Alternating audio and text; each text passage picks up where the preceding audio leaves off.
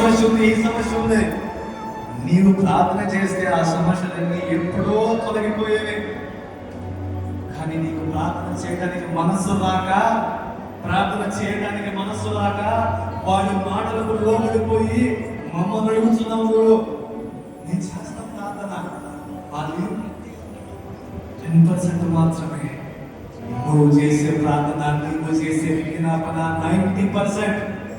నీ కుటుంబం కోసం, నీ పిల్లల కోసం, నీ వాళ్ళ కోసం నువ్వు చేసే ప్రార్థన 90%. ఒక కార్యం జరగాలి అంటే 10% సరిపోదు, 100% కావాలి. 10% మా వంతు సపోర్ట్ ఉంది, మరి 90% నీ వంతు సపోర్ట్ ఉందా?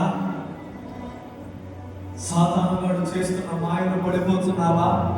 వాడి మాటలు ఆలకించి భక్తిని పోగొట్టుకుంటున్నావా? క్రైస్తవుడా, సోదరుడా, వాడు ఏం కాదులే అంటే చెత్త వీడియోలు చూస్తున్నావా? ఏం కాదులే అని అంటున్నాడు అని దుర్మార్గ పనులు చేస్తున్నావా? మోసం చేస్తున్నావా?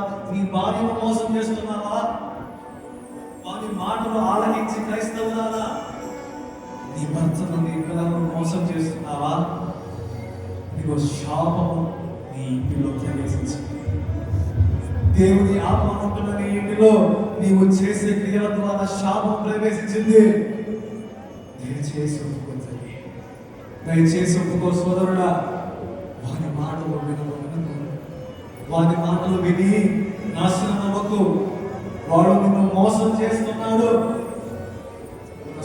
యవనస్తులారా, అక్క, అన్న, తమ్ముడా, చెల్లి, బాబాయ్, తాత, నేను అందరికీ చెప్తున్నా, నేను ప్రార్థనతో ప్రభువును వేడుకో. దేవా, నాతో సహవాసం చేయి, నాతో మాట్లాడు, నాతో ఉండు, నాతో నివాసం ఉండు దేవా. వాని మాటలు నా చెవిన పడకుండా నన్ను కాపాడు దేవా అని వేడుకో ప్రభువును. నా యేసు నీకు తోడై ఉన్నాడు, నా యేసు నీకు తోడై ఉన్నాడు. ఈరోజు నీ ముందరే ఆయన నిలుచొని ఉన్నాడు, నీ ముందరే ఆయన నిలుచొని ఉన్నాడు. నీ ప్రార్థన వింటున్నాడు, నీ ప్రార్థన ఆలకిస్తున్నాడు. ఆయన ఆలకించిన నీవు ఆయన ద్వారా మేలు పొందుతావు, ఆయన ద్వారా అభిషేకం పొందుతావు. ఇక్కడున్న ప్రతి ఒక్కరి మీదకి ఆత్మాభిషేకము దిగాలి, ప్రతి ఒక్కరి మీదకి ఆత్మాభిషేకము రావాలి, ప్రతి ఒక్కరి మీద కృపావరములు కురిపించబడాలి. నీ ప్రార్థన ద్వారానే, మీరు దేవుని పట్టుకోవడం ద్వారానే సాధ్యము.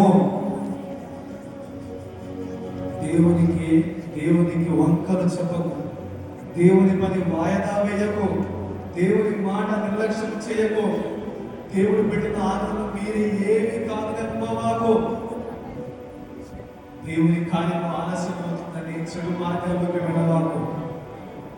నీవు వేచి ఉండు, దేవుని కార్యంలో చూస్తావు, నా దేవుని శక్తిని చూస్తావు. సోదరి ఇది తన ఆత్మతో నింపబోతున్న తరుణం ఇది. నూతన బలమును దయచేయబోతున్న తరుణం ఇది. నూతన ఆత్మతో నింపి నెమ్మది కలిగిన జీవితం ఇవ్వబోతున్న సమయం ఇదే. ప్రార్థించు. మోకాళ్ళు దేవుడిని వేడుకో. దేవుడిని ఆత్మని ఆలకిస్తున్నాడు.